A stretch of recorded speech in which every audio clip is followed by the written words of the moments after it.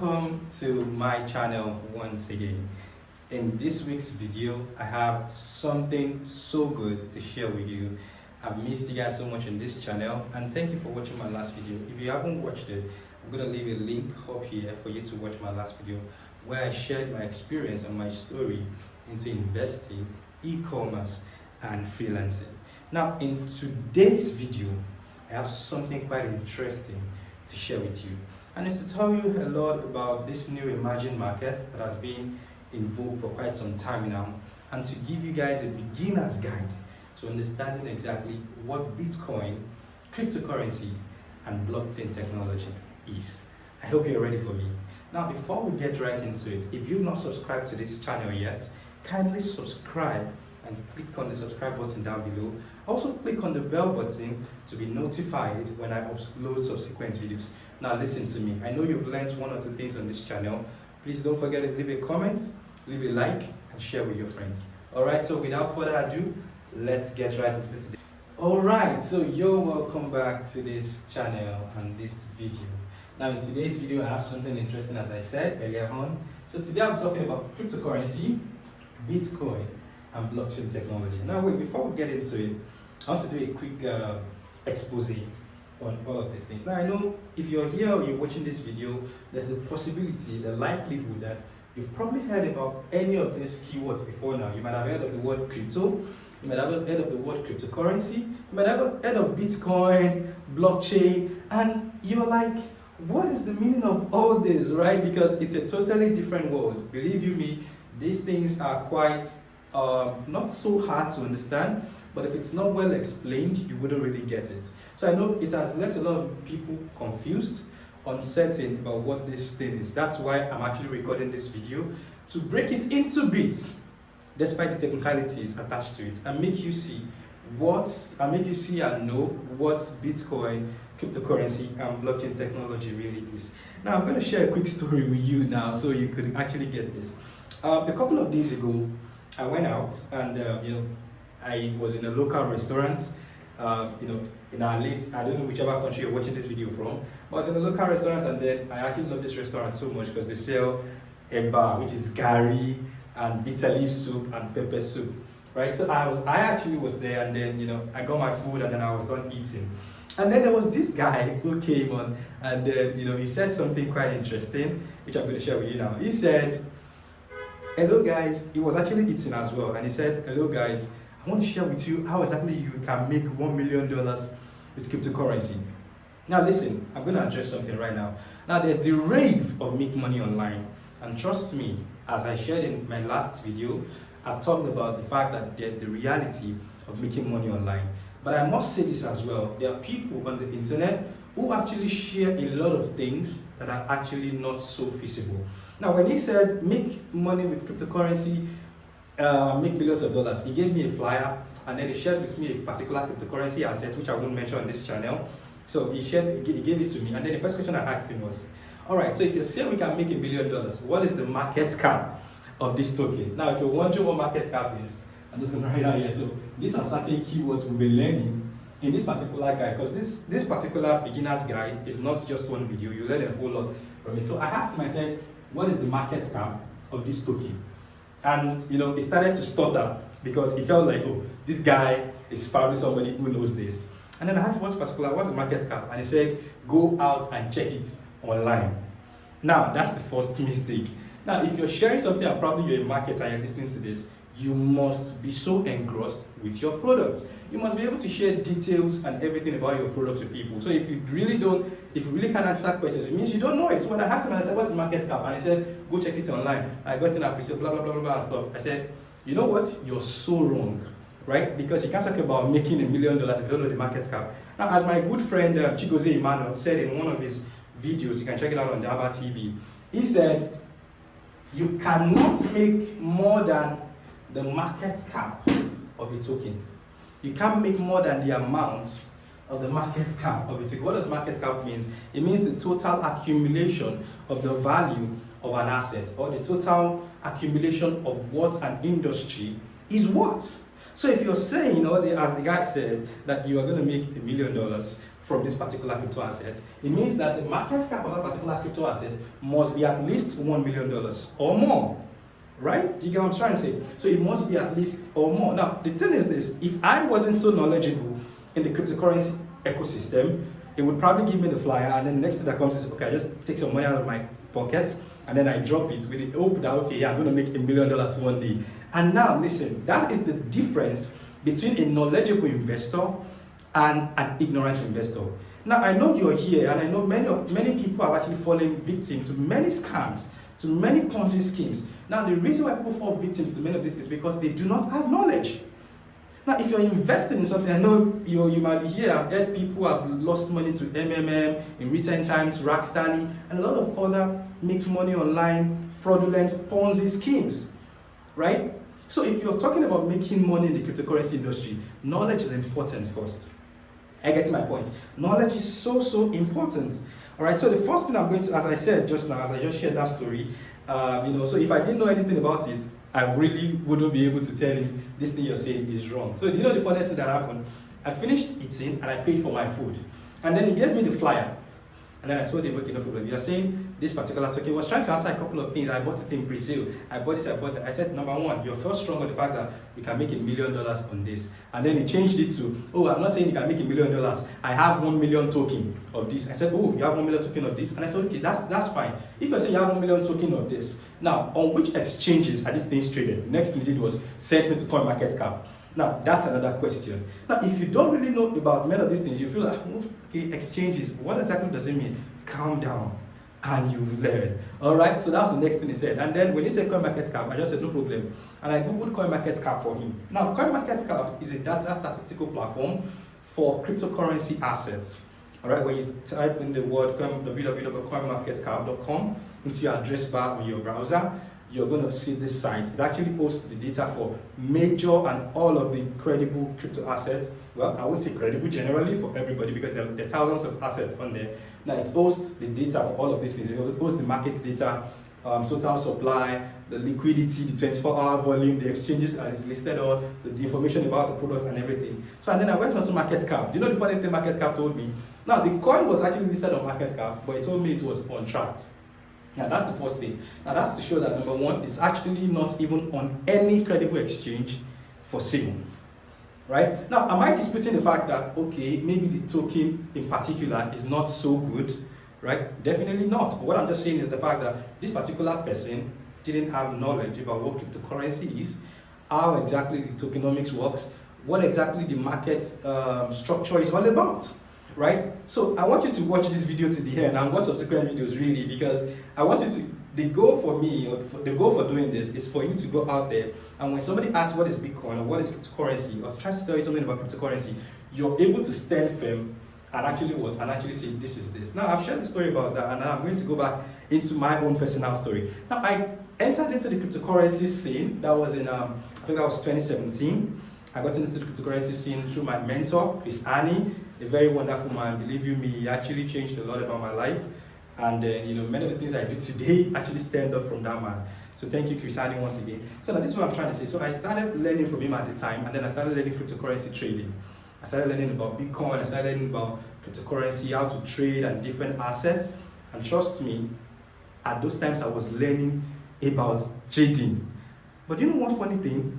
I really didn't make as much money from trading. That's serious, right?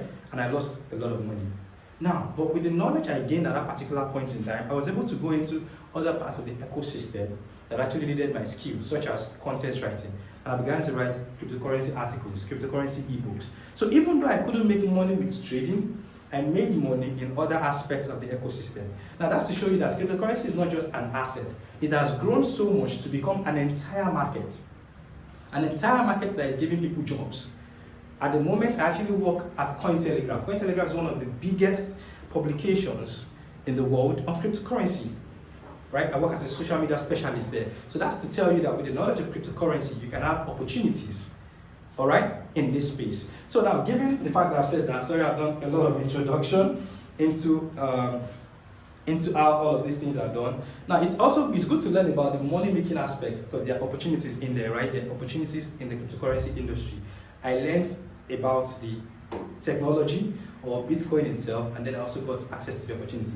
But this is the first thing I want to tell you now. Now, it is good to learn about making money online in the cryptocurrency space. But I must say this, it's important that you learn, right, about the knowledge itself, because the knowledge is actually quite powerful. Now, so listen, besides opportunities, as I wrote on my part here, besides opportunities, it's always important to get to know about new inventions. Today, the cryptocurrency market has a market capitalization of $1.9 trillion, right? That's an ecosystem on its own. A couple of days ago, the Bitcoin market, that's the Bitcoin worth, which is about $800 billion, actually flipped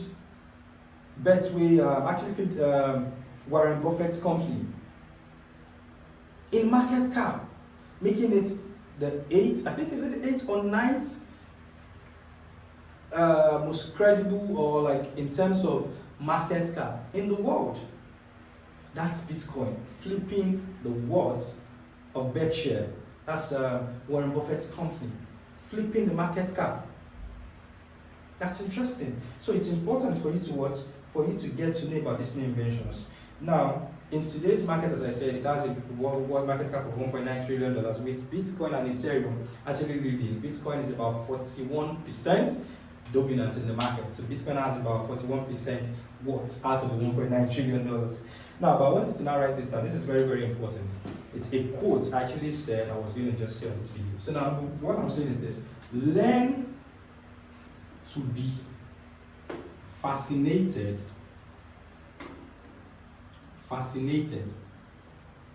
by new inventions.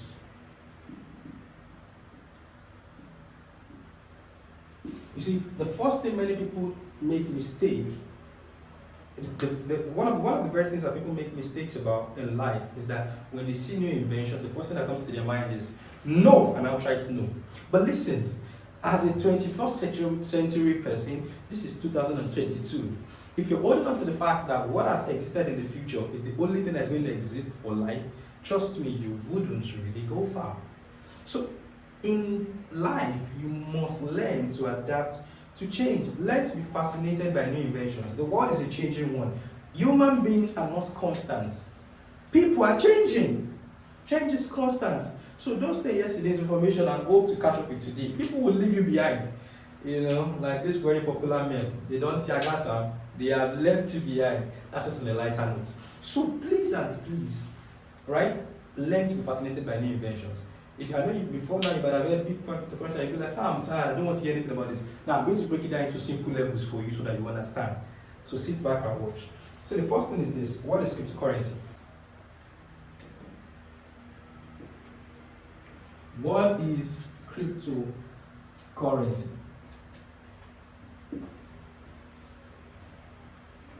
Now, if you look at it, the word cryptocurrency is actually coined from two words: crypto, currency. Now, I'll start from the easiest one, but the most understandable one is the word currency. It's actually a very, very popular word. Now, another word for currency is what? Is money. Right? Currency.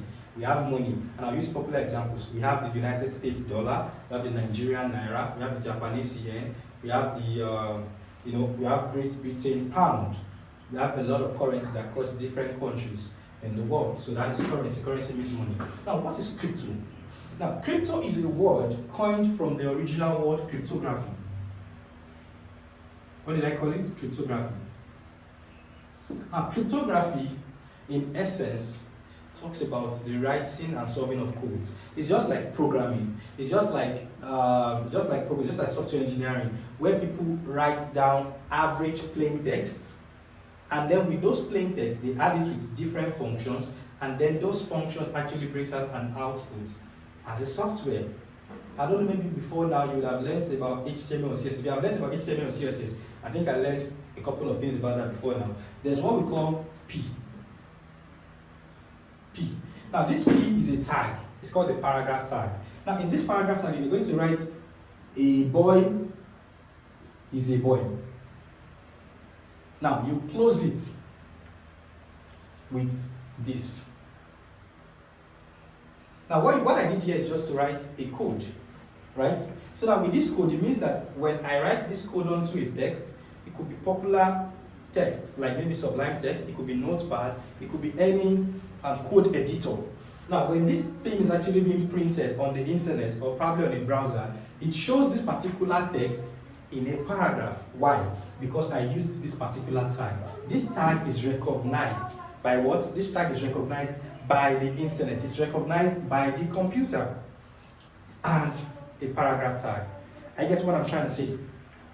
Okay, now, so it's the same thing in the sense of what? Of cryptography.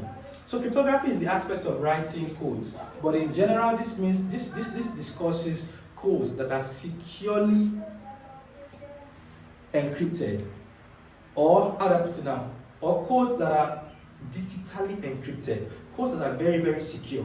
Now, you know, you can want to write codes and then the code you're writing probably is not secure enough and people can easily hack into them, right? People can easily hack into them. But in this situation with cryptography, what you're doing is what? You're writing codes that is so secure that it's hard for anybody to break in. So in this case, what crypto means is talking about digital encryption. It's a well-secured network layer. Digital encryption. In 2 words, digital encryption. That's what cryptocurrency, that's what cryptography means, digital encryption. So what is cryptocurrency? Cryptocurrency is money on a digital platform that is well secured, because the word encryption means the word security. So cryptocurrency, are you following this?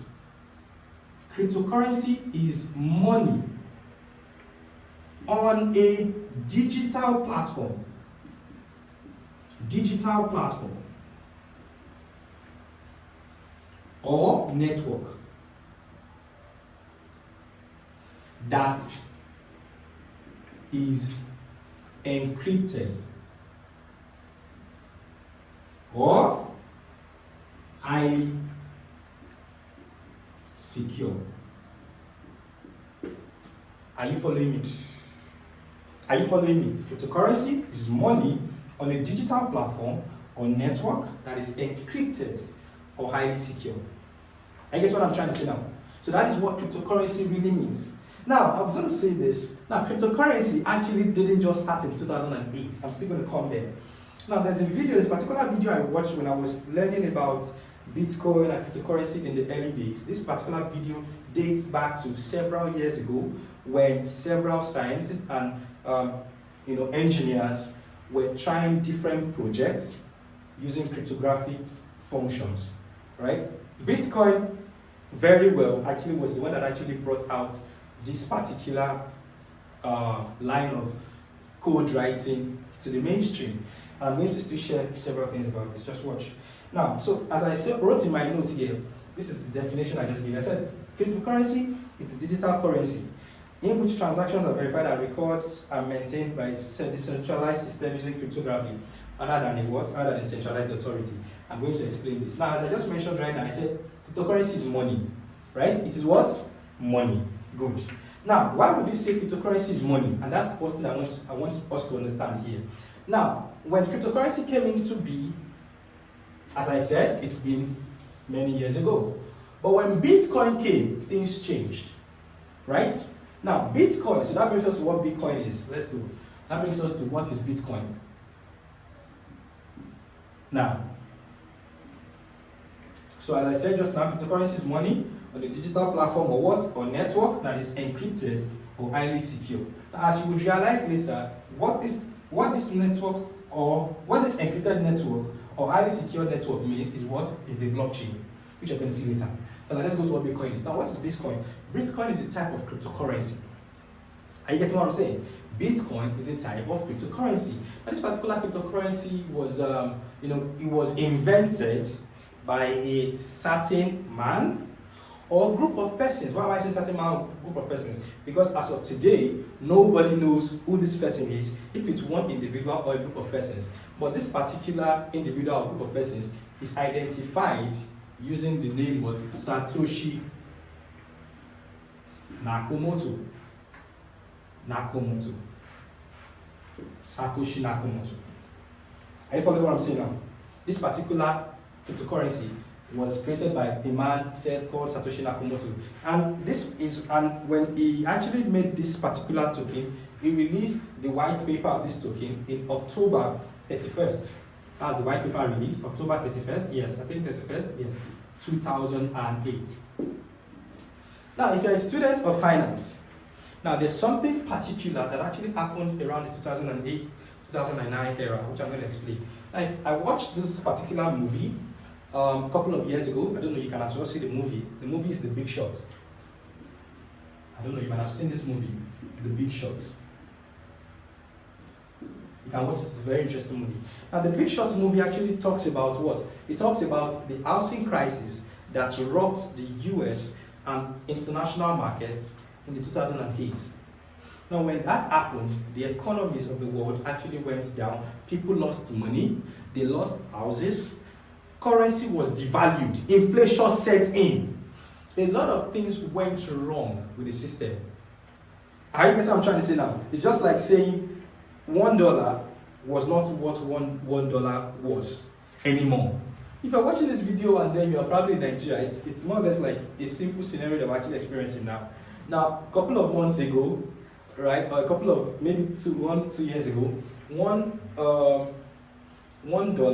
was equal to, I think, about 360 something naira, right? And even many years ago, a couple of years ago, $1 was less than 200 naira. But as of now in the black market, $1 is approximately 570 naira. Now that is not the official rate according to CBN, definitely. But we're talking about black market rates. But some years ago, it was $1 was less than 200. So we had a similar situation in this case, where $1 was not what $1 was. So it means that at that time, even if $1 could buy maybe a sachet of milk, $1 again could not buy a sachet of milk. So different things changed. Inflation set in. So people were now looking for an alternative currency that they could adopt. Are you following me? People were looking for an alternative currency that they could adopt and call their own. I guess what I'm trying to say. So that was what made the acceptance of Bitcoin very popular. So a lot of people, a lot of guys started trading this Bitcoin, and then they were adopting this Bitcoin as their own currency. Now you must realize this. How did Bitcoin come to be? Now, the first thing you must know is that money is always evolving. What did I say? Money is always evolving. Now, I know today, many many of us actually have what we call notes in our hands, right? You might have, maybe it's $100 bill, maybe it's $1,000 naira bill, right? But several years ago, $1,000 naira bill didn't exist. I mean, in fact, even until recently, the highest denomination we had in Nigeria was 500 naira. It was until recently, maybe just a few years ago, that we had the 1,000 naira bill introduced into our economy, right? Now, aside from just notes, several years ago, what was in existence was the use of coins, right? Not even notes. Now, aside from notes, now let's still come to notes. Now, there are some years ago, maybe about 10, 15, 20 years ago, many of the notes we had, right, like maybe for 20 naira, for 5 naira, for 10 naira, were paper notes. But today in Nigeria, many of them have now become what? Nylon notes. So those are changes you are going to see with currency. Now, but that aside, it still has the same branding, right? But in the olden days, or many years ago, we didn't have this kind of structure where money had the same situation, right? People regarded anything that could be exchanged for each other as money. So long as Mr. A can accept it, Mr. B will pay him as money. So those days you could have people who were probably farmers. This is the evolution of money. We will call it what? Trade by barter. Trade by barter. This is evolution of money. Trade by barter. It means that Mr. A could have cows, and then Mr. B has what? He has yams. So Mr. A takes cow to Mr. B, and if Mr. B can receive the cow as the same words for maybe a couple number of yams, which I don't know, right? There's an exchange, and what happens? And they accept it. So in that particular situation, that was the same thing that happened for Bitcoin. What happened? Many people started searching for Bitcoin, a different kind of currency that was outside the reach of the government. Now, if you don't forget, the dollar is the currency of who? Of what? Of the United States. Are you following this? USD is the currency of what? Of the United States. It's a currency that is owned,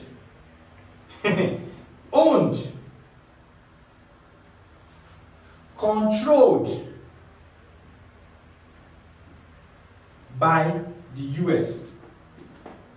Printed by what? Printed by the Federal Reserve. Now, if you're in Nigeria, what is NGN? I believe you're going to say it right. It's the same thing as what? It's a currency owned, controlled by the Nigerian government, and printed by what? By Central Bank of Nigeria. Are you following what I'm saying? So this particular currency, USD, NGN, who has the control? Government. Something is common to both of them. The control is from who? Government. I get my point. Now, when the housing crisis happened, according to that big short story, and then I also read a little bit of history. Now, many of the companies and many of the institutional investors and corporations that were at fault did not go to jail. Instead, what happened? The government printed more money and then bailed them out. More money was printed and then the government bailed them out. And then people felt like this is actually a different situation. Why? Because government was the one controlling the money. That's why you hear in today's news, right? You hear about Emefiele. You say, okay, yes, the Nigerian naira is pegged at so price. The government is the one that pegs or changes or controls policies as regards a currency. So people were literally tired of using currency controlled by the government because there was corruption. A lot of things were being done. Governments were favoring corporate guys, right? The average guy had no choice but to just continue. Why? Because the currency was being controlled by the government. Are you following what I'm saying? So that was the particular issue. And then Bitcoin came, BTC. As a what? As a currency, a different kind of currency. Now, this particular currency, as I said just here now, the reason why it was accepted was as a result of the failures of the government system of currency. Now, follow me, you're going to get this. Now, USD, NGN is controlled by government, right? Now, BTC is not controlled by anybody.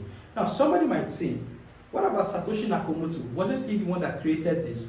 Now, listen, Satoshi Nakamoto created Bitcoin, but he doesn't own Bitcoin.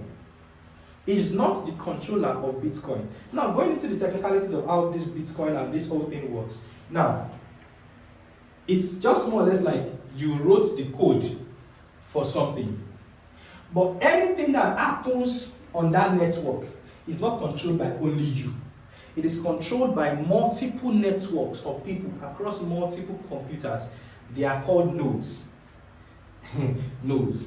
I think this is no more beginner. I don't want to go deep into advanced level explaining all of this. What am I saying here? Now, Bitcoin is not controlled by the government. It is not controlled by an individual. Are you following what I'm saying now?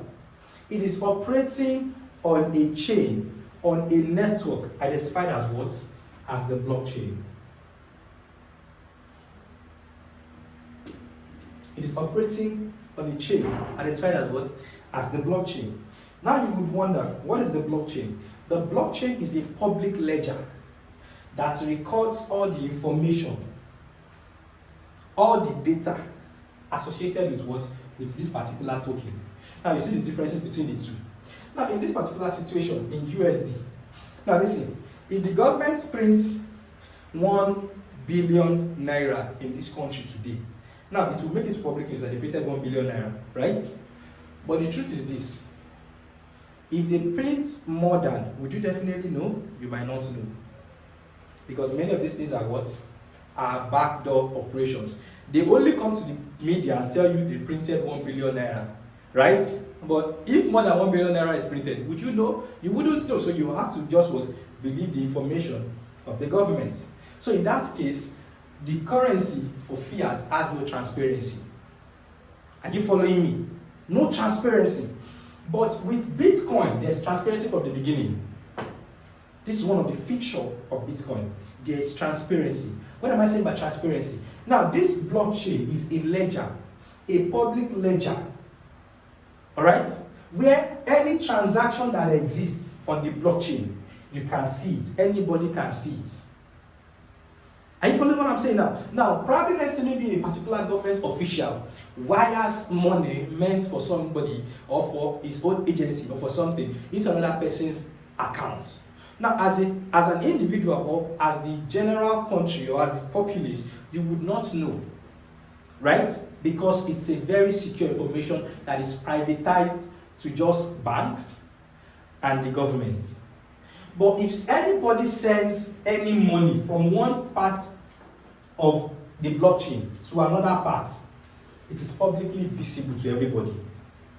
It means that what? It means that even if you send $5,000 from this account or from this wallet to another wallet, everybody would know.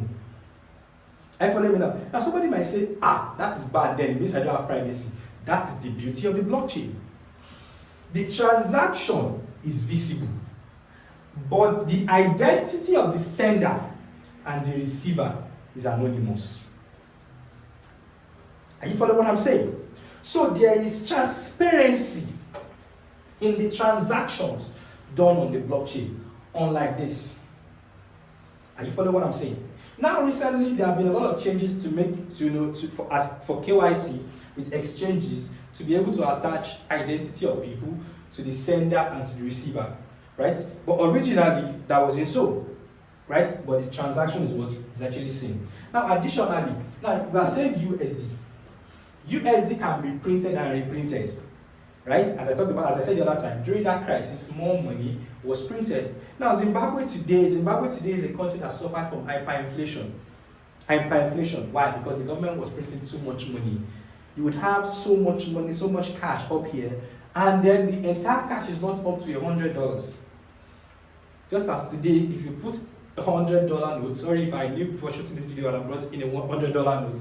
Now you have a $100 note, and then you put 50 notes of 1,000 right beside it, and then $100 note and that 50 notes of 1,000 naira notes makes it the same, right? How did those things be? Hyperinflation, different things like continuous printing of money. But with Bitcoin, there's no continuous printing of Bitcoin. There's already a maximum supply of Bitcoin that would ever exist. And that's the maximum supply of Bitcoin. The maximum supply of Bitcoin is 21 million tokens. 21 million tokens. That's the maximum possible number of Bitcoins that will ever exist and that will ever be in circulation. 21 million tokens. Now, it is not, now with the available tokens that we have at the moment is not 21 million tokens. Right? How would the remaining ones be realized? It is realized through a process called mining, which I will not explain in this video. But I'm just telling you that there's already a definite amount of tokens you can see. But with Naira, even the government can print and print and print and print and print and print. And this is it. Let's say you are working and then you get 30,000 naira per month. Right? You get your own money and then you spend 30,000 naira per month. But somebody somewhere can be somewhere in the government and he prints 5 million. He prints 50 million without working, just because he's authorized or because he's an authority or because the government is in control of that currency. They print that same money and then they bring the money into the economy to spend. The money just comes out of what? Out of thin air. That is one thing. So what Bitcoin did was to take away the authority of currency from the government and put it in the hands of individuals. Are you following me? That was what Bitcoin did. Are you getting my point now? That's what Bitcoin did. Now let's continue. So what is the blockchain? The blockchain is a public ledger that records all of these transactions. It records all of these transactions. I believe you're getting something in today's video. Please leave a comment if you have. Are you getting my point? So that's what the blockchain is. The blockchain records what? It records all of these what? All of these transactions. Now, you know that now. Now, having said that, we now want to talk about what? I've talked about characteristics that define, that differentiates this one from this, right? And one of the characteristics, as I said, is the fact that what? Number one is owned by government. Let me write it as a note so that you get it. One is owned by government. Now, in English parlance, or in normal parlance, we call it what? We call it centralized. What does it mean? It means that it is controlled by an entity at the center. What's the entity at the center? The government. But Bitcoin and cryptocurrency is not what? Is not owned by anybody. Owned by nobody. The fact that somebody is the creator of this token doesn't mean he's the owner. That's what the people need to get. The blockchain controls all of these things. The power has been ceded to the blockchain. So in this particular one, the power was ceded to the government. So the fact that somebody is the creator does not mean he's the one that owns the power. The power has been ceded to the blockchain. It is the blockchain that has the power, not the owner. The same thing as I said, just as we have Ethereum, which I'm going to mention. Ethereum is actually another token as well. It started in 2015. It's created by Vitalik Buterin, who was the co-founder. Right? Started by Vitalik Buterin. Now the fact that Vitalik Buterin is the creator of Ethereum, right, does not make him the owner of Ethereum. The power of Ethereum is already what? Is already ceded to its blockchain. The power of Ethereum is already what? Ceded to its blockchain. So that's the first thing. The first difference between what? Between cryptocurrency and what? An average currency. Now that's what? That is centralization. Decentralization. Decentralized. Are you following this? That's the first thing you need to get. So cryptocurrency is a different kind of money that is coming to be. And now listen to this. As I said the other time, I said money has changed. Are you following me? Money has changed. Now, if you're here and then maybe you're in Nigeria, you would realize that many years ago, when we look at ancient history, the old Nigeria, the Nigeria we have now actually came to be in 1960, right? That's when Nigeria received independence, right? And Nigeria became a republic in 1963, right? And then we had our own currency, which is the Nigerian naira and kobo and everything in 1976. Are you following me? Now, before 1976, what currency was Nigeria spending? That's to make you see a pattern of the fact that currency has changed over time. Are you following this? I'm still going to share something. I'm still going to share more on this subsequently. In this same video, let's just continue. Now, the next thing I want to tell you now is what? Is to talk about altcoins.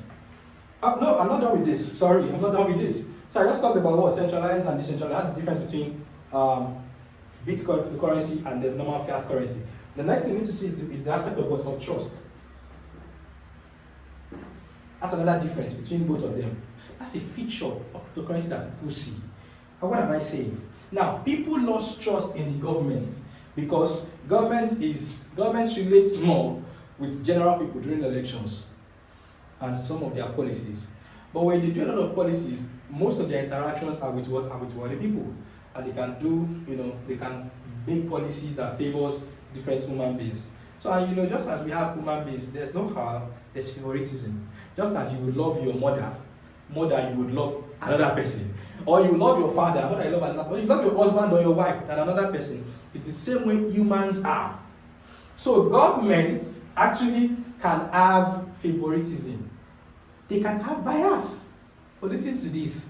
Technology or a system doesn't have that. Are you following what I'm saying? So people find it easier to trust in what? In technology or a platform than human beings because humans are frail, right? So the blockchain will not cheat people or make irrational decisions with their currency. So what does the blockchain do? The blockchain, it gives what? It gives trust. That's another thing. It gives trust. I guess what I'm saying now. So it gives trust. It's decentralized. It's trustworthy. I guess what I'm saying now. It's trustworthy. Let's continue. Let's talk about altcoins. Altcoins. Now, some of you might have heard this word before. And you'll be wondering, brother, Uncle John, you're only talking about Bitcoin, you're not talking about cryptocurrency. But I've heard about Solana. I've heard about Ethereum. I've heard about Litecoin. What are these ones? Now, these ones are what we call what? Altcoins. Now, what is altcoins? Altcoins is the short word for what? Alternative coins. As I said, cryptocurrency didn't start from Bitcoin, but Bitcoin took cryptocurrency mainstream. I guess what I'm saying now. So generally, people recognize Bitcoin as the first cryptocurrency. Meanwhile, if you go deep into it, that's not the first cryptocurrency. But people recognize Bitcoin as the first and mainstream coin. So all other coins that came after, I guess what I'm saying now, are referred to as what? As alternative coins. They are alternative coins from Bitcoin. Those are what altcoins are. We have a lot of them. If you want to know many altcoins you have in the market, you can go on to www.coinmarketcap.com. I guess what I'm saying now. Many assets, many cryptocurrencies are listed on this particular site. Are you following me now? So I'm trying to make you see cryptocurrency from the idea of a currency. I guess what I'm saying now. I just explained to you cryptocurrency. Take a look at it side by side with normal government currencies such as USD and NGN. Now, another thing I want us to go into is to talk about stocks and securities. Now, this is not going to be boring, but I'm not a finance guy. But I try to read up on the little things as I can read up on. So, what are stocks? Now, I know if you're here and then probably you're 50 years old and then you're living in Nigeria, you might have heard of the word shares, right? Or probably you're in the business space, you might have heard of the word shares. Even if you don't have the word shares, you might have heard of the word shareholder, right? So what are shareholders? Now, when a company is being, when you start a company and incorporate your company, right? It means you own a piece of that company. How am I going to explain this? I'm not a finance guy, but I want you to follow me. Now, let's say I own company A. Alright? Let's say I own company A. And as of starting company A, I didn't start alone. I started with another person who is myself. My name is John. Let's say I now started with Tunde. What does this make us? It makes us what? It makes us both joint owners, right? Of company A. Following me? Good. Now, the shares we can have, right, in this company. What does shares mean? It means that if this company is worth 50 million, right? The worth is shared just between two of us. Are you following me now? Talking about what now? Going to business terms. Now let's say probably in normal way, let's say the shares we have 50-50 vesting, 50-50 ownership. I get my point now. So that's the share of the company. Now later on, we could decide as well that as the company continues to grow and continues to expand, we want people to come into our vision. Are you following my point now? Let me explain this using this way. Now, Tesla, as a company, sells what? Tesla as a company sells cars, right? Now, Tesla is owned by CEO Elon Musk, right? I think I'm going to use that example. Now, Tesla is owned by Elon Musk and the company sells cars. Are you following me now? Now, if I buy a car, what does that make me? It makes me a customer. Follow me. Now, the car is a product of this company. Are you getting what I'm saying now? Now, listen to this. Revenue makes up the worth of a company. Makes up the worth of a company. Am I done? No. But the worth of a company is not limited to its revenue alone. You are wondering what I'm saying. And let's continue. Now, the company sells cars, and then I buy the cars. It makes me a customer. But now, let's say the company has shares, right? And then when they started, they had just 2 people who owned the shares. Now, the other shares now, they want to vest out the remaining to the public. Then they go through something called what? IPO, Initial Public Offering. You can read up on that as well. I'm not going to go deep into this. Now, they do what we call IPO. Now, this IPO is what they do, and then they roll out different shares. I don't know, recently I've been seeing some sort of ad about MTN selling shares. And they're selling some shares for the company, and then you can buy so number of shares for 30,000 naira, buy so number of shares for 30,000 naira. Now, the difference between a customer and a shareholder is that a customer buys the company's products or buys the company's services, but a shareholder is a partaker or owns out of what? The entire worth of the company. Are you following me? That's what happens. So now, myself and Tunde, we own this company, and then later wanted to do an IPO. And then what happens? And then we say, okay, we're giving out, I'm going to drop 30% of mine, so I'm going to have 20% more. We want other people to invest in our company. Are you following me now? That means other people can share in our vision. So he gives out 30%, I give out 30%. So 2020. So we have 60% that are remaining. I guess what I'm saying now. Now, both of us, we are still shareholders. 20%, 20%.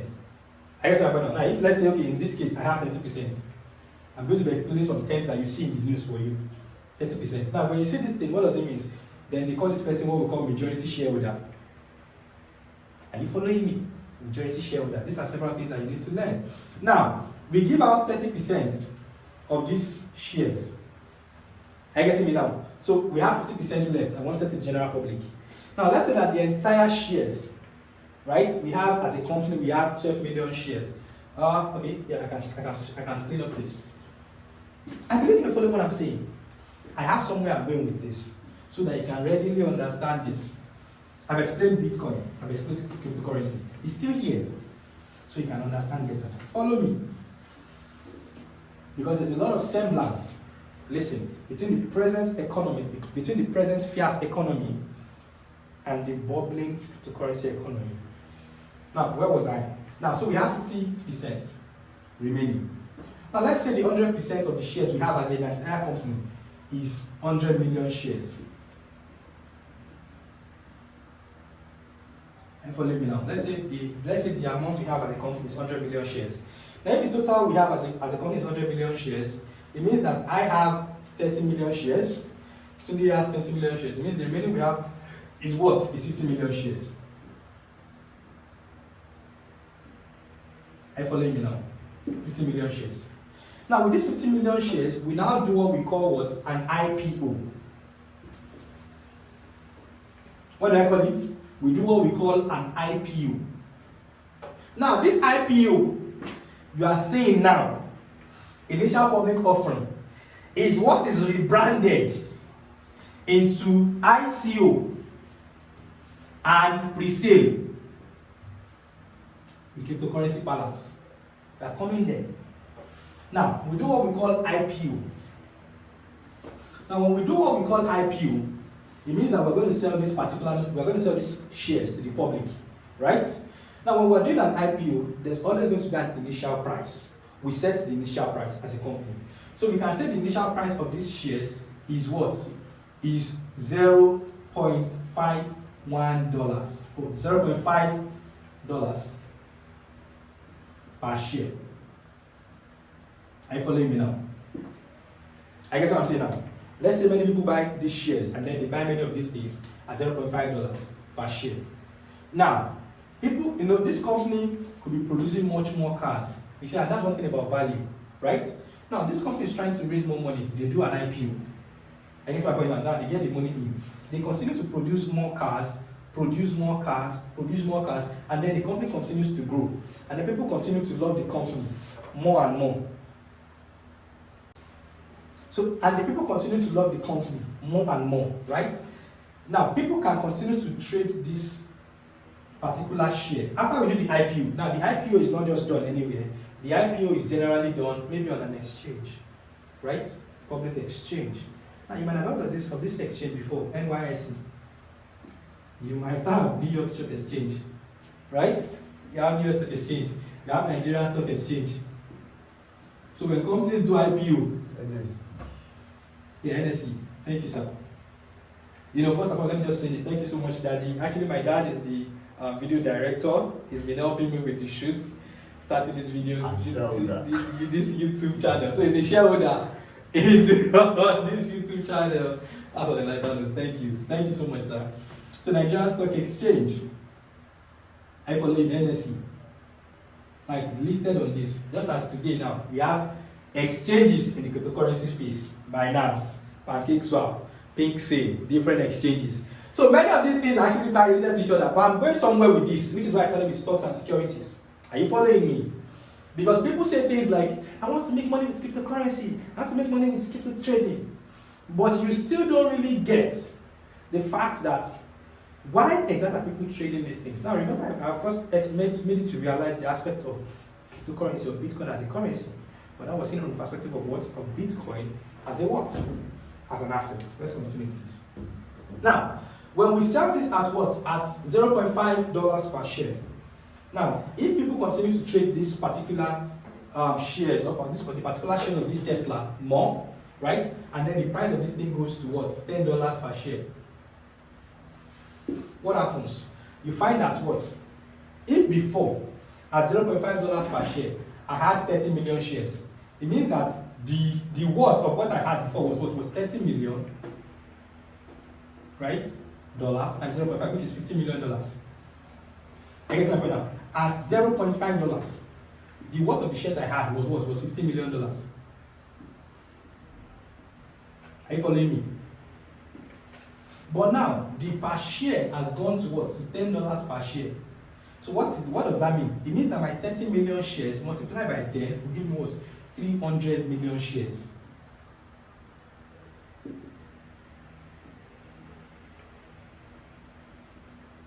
$300 million shares. That's why you find out that you hear today that Elon Musk runs past Zuckerberg to become the #1 richest man in the world. Now, is it becoming the richest man in the world as a result of the revenue that the company is generating? No!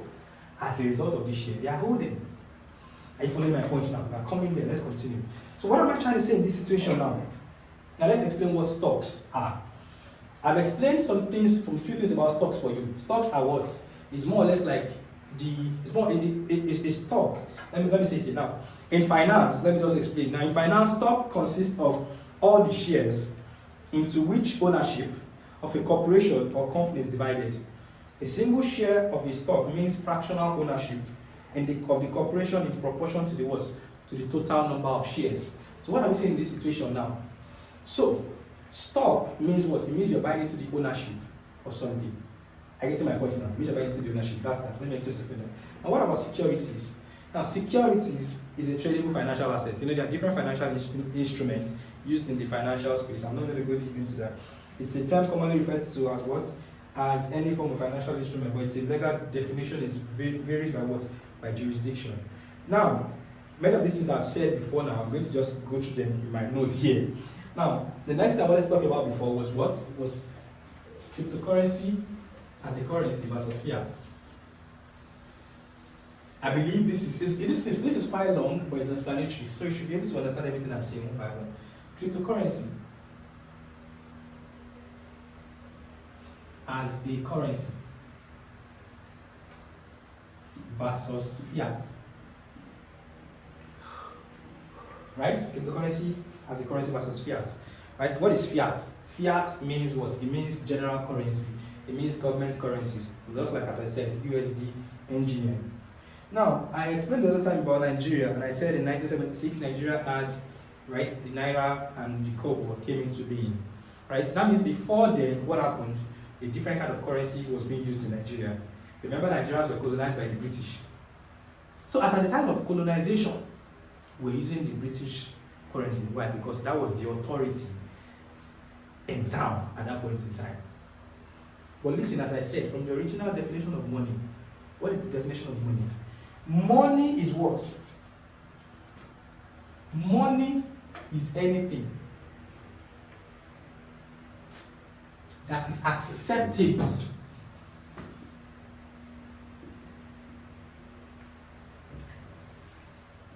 between two parties for a financial transaction to take place.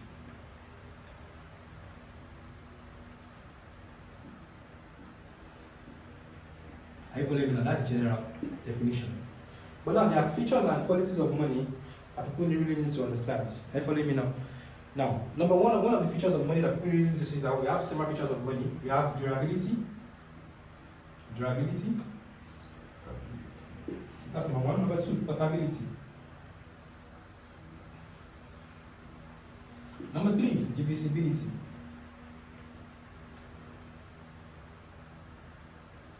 Number four, uniformity. I believe you're following this. Acceptability. Number five, acceptability.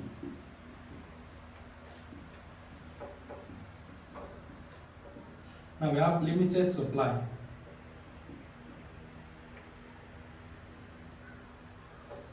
Right? And stability of value.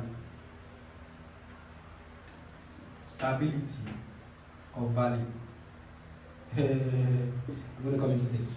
So as I said, so money has features, right? So the first thing is durability. Now, is the money durable? Is the money durable? Now, the first thing I'm going to ask is, what's the definition of durability? Durability is relative, right? When you say something is durable, it means that can it withstand the test of time? Yes. That's why money is something that does not tear off, right? Except probably you tear it. I guess what I'm saying. That's on the lighter note. Now, if you have a $100 note, the $100 note as it is, right? Nothing would happen to it for many years to come. I get what I'm saying now. Nothing will happen to it. It is durable. That's one of the qualities and features of money, right? Now, another thing is portability. What is portability? It means can it be carried from one place to the other easily? Yes. That means can you hold it? Is it easy to carry from one place to the other? Another thing is divisibility. Can it be divided? Now, I'm going to be saying all of this with respect to Bitcoin and currency. Now, durability. Is Bitcoin durable? Yes, it's durable.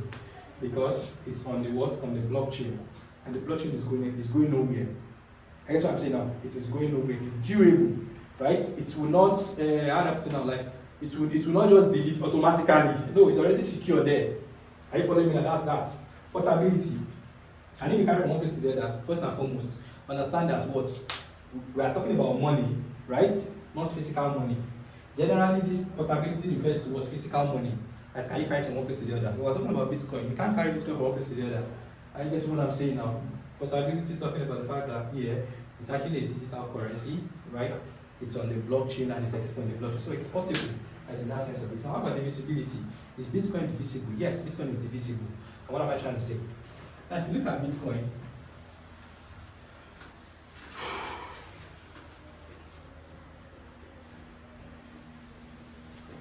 yes. Now, if you look at Bitcoin, now divisibility. If you look at 1,000 naira, I'm going to use naira because I'm very, very familiar with it. I'm familiar with dollar as well, but let's use naira. Alright? Yes. So, 1,000 naira. Now, 1,000 naira can be divided into multiple notes of what? 100 naira times 10. Right? That's 1,000 naira. And the same thing exists for BTC. I get my point now. Now, the same way naira or Nigerian currency divides into what? Naira and kobo. I'm following my point now. Cryptocurrency also divides into what? Into the token and sats. what do I call it? SAT. Remember, in USD, what do we call it? We call it USD or dollar and what? And cents. This is the divisibility nature of those currencies. So the same thing happens with what? With Bitcoin and currencies and cryptocurrencies. I follow you now. So one Bitcoin is divisible. Alright? It's divisible on up to 8 onto exponential of -8. That means you can have 0.00000001 BTC. I follow my point now. That's the divisibility nature of BTC. So it is divisible. Not one Bitcoin is equal to. Not it's not equal to. I guess my point. I'm just trying to explain here is what the divisibility nature. Right? So that means even if you want to send 0.4 BTC to somebody, you can. If you want to send 0.05, you can. It is divisible. It doesn't mean there's only one BTC you have to send. It's divisible. So Bitcoin is divisible. Is it uniform? Bitcoin is uniform. It's the same Bitcoin. I guess what I'm saying now. Bitcoin is uniform. What do I talk about uniformity? Now, if you look at the $1,000 note, sorry, $1,000 naira rather. If you look at the 1,000 naira note, right, and you look at another 1,000 naira note, right, it's the same thing. I get to my point now. So if you look at one BTC on one wallet, and look at another one BTC on the other wallet, it's the same thing. Why is it the same thing? Because they both exist on the same chain. On the same chain, on the same blockchain. The same blockchain. There's no difference between them. That's why if you're here probably and then you trade regularly, you hear that they tell you something like, do not send any other cryptocurrency other than BTC to this address. Because if you send any other cryptocurrency other than BTC to that address, it will not get added onto that chain because it is not the cryptocurrency, because it is not the cryptocurrency meant for that chain. If you're not here, beginner, what does that mean? It means that if you have something called an address, should I get into that now? Okay, let me get into that now. Now, let me get into that now.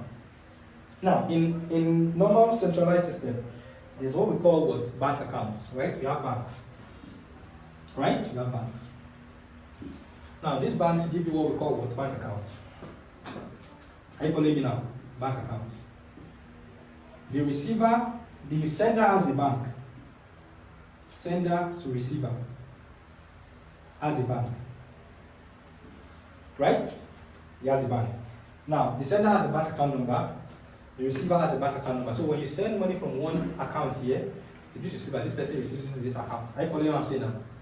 Now, you observe that if you're in the bank, now they'll give you different types of accounts. Are you following what I'm saying? Now, there are accounts meant for certain currencies, like Naira. They are dollar accounts, domiciliary accounts. They call it DOM accounts. Are you following me now? So if you send Naira to a DOM account, generally, you shouldn't get inside of it, except probably the bank puts a feature where when you're sending Naira to a dollar account, it automatically converts it to the corresponding value in USD. Are you following my points now? But in this situation, a Naira account is for what? It's for Naira transactions. A dollar account is for what? It's for dollar transactions. Are you following my points now? So in the same situation, we have the same situation with BTC and cryptocurrency trades as well, right? There's what we call a crypto wallet. A crypto wallet is actually a kind of like a digital house, right? That actually houses all of your transactions, the same way banks house all of your transactions. I follow my points now. Now there are different kinds of wallets, and I'm not going to go in deep into that in this video. There are different kinds of wallets. What I'm going to say is this now. This wallet actually has two different details. I guess my point now. It has a sending part for you to send, just the same way you can actually send from a bank account and receive, right? So as an individual, when you have an account, it gives you what? It gives you a public, it gives you, it gives you a private address and a public address. Should I need to go deep into this? I don't think I need to go deep into this, but let me just use this to explain so that you understand it generally. Now, when you're sending from a receiver, you understand, to a sender, from a sender to a receiver, the same way you do in normal balance here, you understand, in normal fiat balance here, that you have Naira DOM, You understand? Now, this particular wallet depends on the cryptocurrency, right? Now, there are different wallet addresses for different cryptocurrencies. I follow my point now. As I said, we have cryptocurrency, which is Bitcoin. We have Bitcoin cryptocurrency. We have other altcoins as well. Now, the address for Bitcoin transaction for a person is unique. Just as my address or my account number as a First Bank account holder is different from any other person all across Nigeria. My account number is unique to me. It's the same way my wallet address, my BTC wallet address is unique to me. Only one person can use one BTC wallet address. I follow my point now. So there's that uniqueness as well. So when somebody is sending from a unique wallet address to another unique wallet address, you understand my point now? You can only send BTC from that address to another address. So when you are sending another token, maybe you want to send BTC, right? And then the other person wants to receive ETH. You now send BTC from your own BTC account to an address on ETH account. It would not deposit because the wallet address is particular or recognizable only on the what? On the blockchain, on the Bitcoin blockchain. Are you following my point now? So every asset has recognizable wallet addresses. I get my point now. Are you following me now? That's what I'm trying to say. Do you get me? So when you're sending BTC to ETH, no, you don't do it. You do BTC to BTC.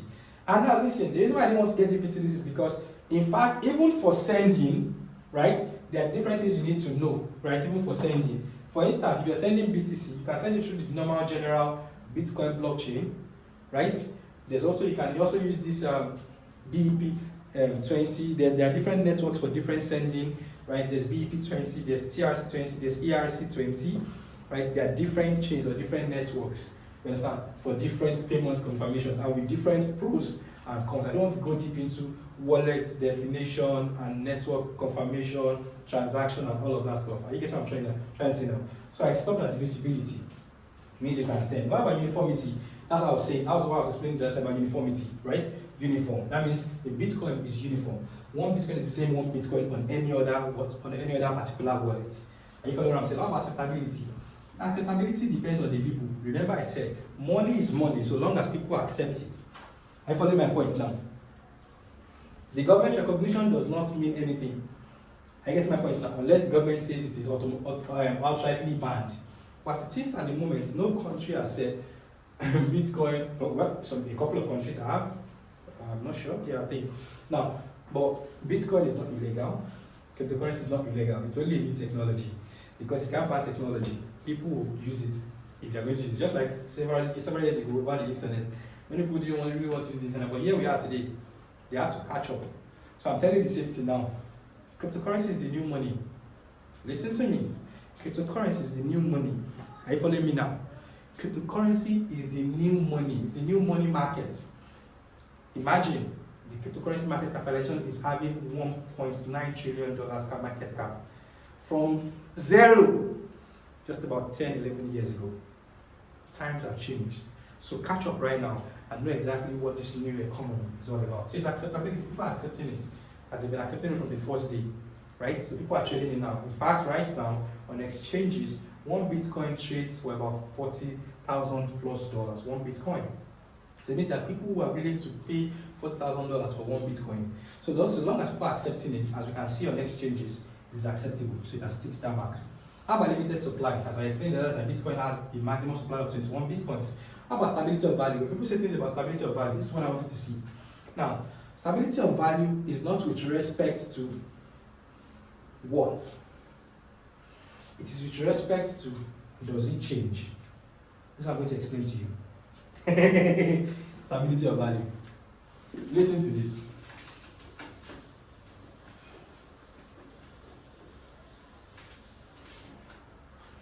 Cow. Are you listening to me?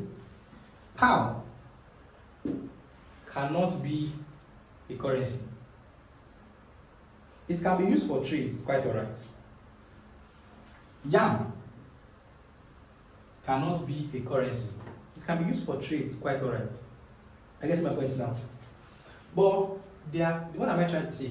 There are different quality, size,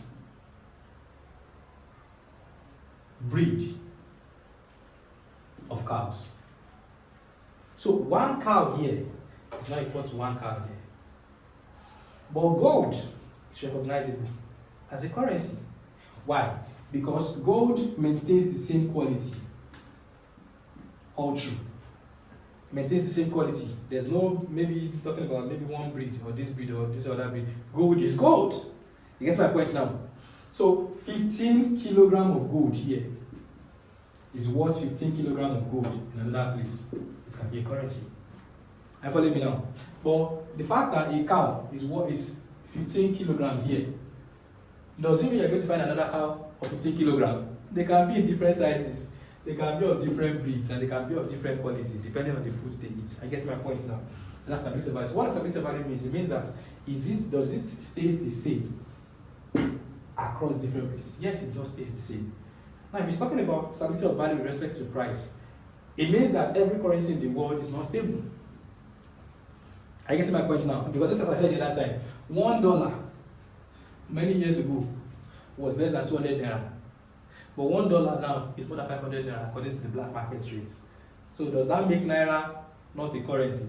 No, naira is a currency. Why? Because 100 naira then is still the same 100 naira now, right? The only difference is that when you compare it to an external market denominated in USD, the worth is not the same. And that's the same thing with cryptocurrency. So cryptocurrency is still stable. Bitcoin is stable. Why? Because one BTC is one BTC.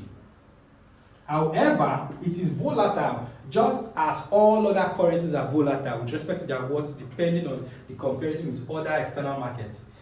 Bitcoin could be $30,000 today and $40,000 tomorrow. So that is different. So cryptocurrency and money takes what? It takes all of this, right? So just as I was explaining the other time, I also wrote down something here just to make you see the advent of money about the USC. Do you know that in the early 1700s, the United States of America, they used the English, Spanish, and French money? Why?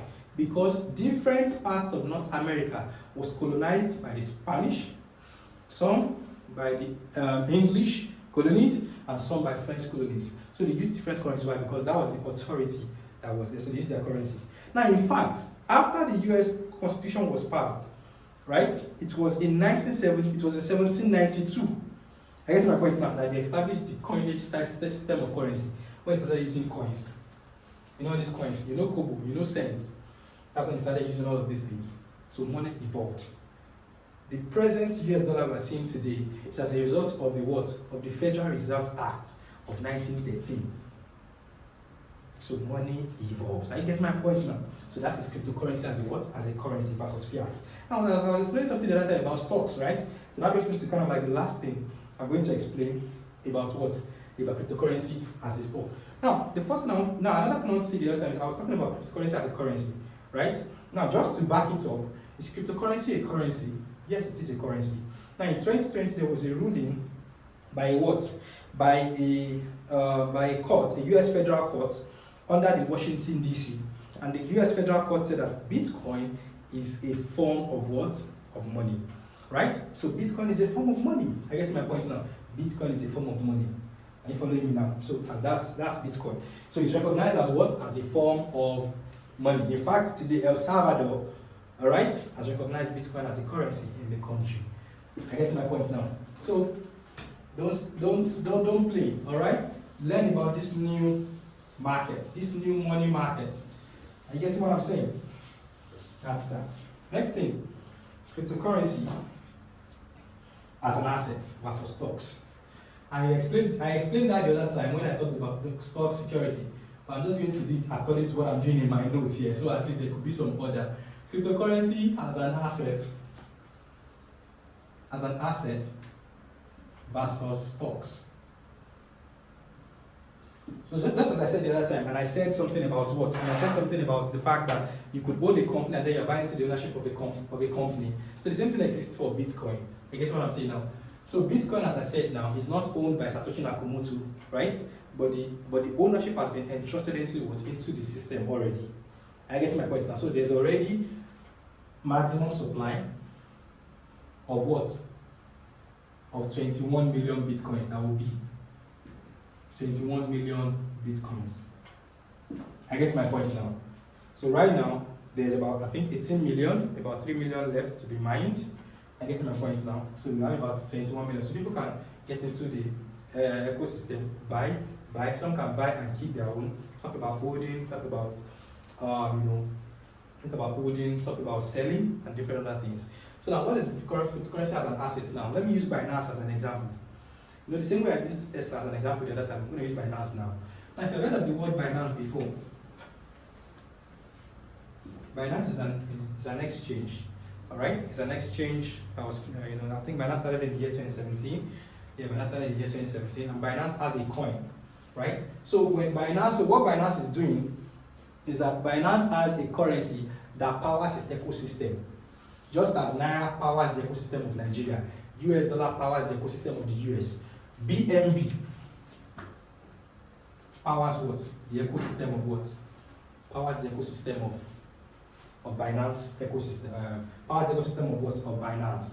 I guess I'm saying that Binance offers multiple services, from exchange to NFT marketplaces to P2P trading to different things they're actually doing on Binance. I guess my point now. So with BNB, right, you have the token, right, or kind of like the share for this particular company. So I'm trying to, from what I've been able to explain so far, I've talked about what Bitcoin is. Bitcoin as a currency, right? A currency that people use now, right now. Cryptocurrency, I've talked about blockchain technology. I think I've really not done a lot of exposure to blockchain technology because there's a lot to share about blockchain technology.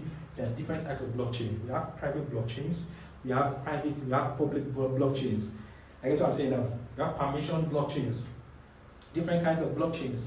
All right? And we have, according to these different kind of blockchains, they have different features and characteristics. The Bitcoin blockchain is a proof of work blockchain.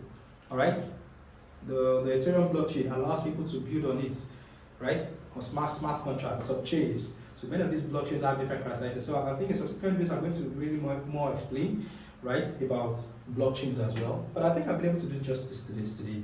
You've understood exactly how cryptocurrencies as an asset, cryptocurrencies as a what? As a currency. Because as an asset, just as I said, before now, when you're trading stocks, you have to contact a stockbroker, right? But with cryptocurrency right now, you have to contact a stockbroker. You can go to exchanges, and there are different exchanges we have. We have Binance. We have Binance. Are you following me now? We have Binance. We have Coinbase. We have Coinbase. We have blockchain. Blockchain.com. Are you following me now? We have FTX. We have a lot of them. A lot of exchanges. KuCoin. Wobi. Gates.io. Lots of exchanges. Are you following me now? So on those exchanges, you can trade these assets, trade them for one another. Just as the same way people are, as I said the other time, and I give an instance of myself having 30%, 20%, and I said people can buy at pre-sale, and then they buy at $0.1, and then the coin, and then the price of the share goes probably up. You could also buy some tokens at pre-sale, and then fortunately, as the ecosystem continues to boom, it goes up, the worth of your token continues to go. There are a lot of features or a lot of different things that actually affect the price of Bitcoin as it goes up and it comes down. And I've been able to, I think, do some quick justice to what Bitcoin is, to what cryptocurrency is as a currency, as an asset, for you to understand the workings behind this ecosystem. There's a lot to still share, and I want you to stay on this channel and watch out for my subsequent videos. Thank you so much for today. Thank you for watching this video. Thank you for watching this video. So please, as you watch this video, kindly leave a comment on this video. Share with your friends. Everything I've said, listen to it again. Listen, Bitcoin is the new money market. Are you following me now? The cryptocurrency market is the new money market. Don't miss out on this. Many people missed out on Facebook many years ago. Look at Facebook today. It's one of the biggest companies in the world. I guess what I'm saying now. So now we have this right now with us. So don't be ashamed or don't be shy to step into this new ecosystem. Change happens year in, year out. I guess right now. So stick with this. Learn more and learn more. Subscribe to this channel, please. Subscribe to this channel. I'm talking to you. Yes, you. Subscribe. All right, thank you so much. Do have a wonderful time. See you in my next video.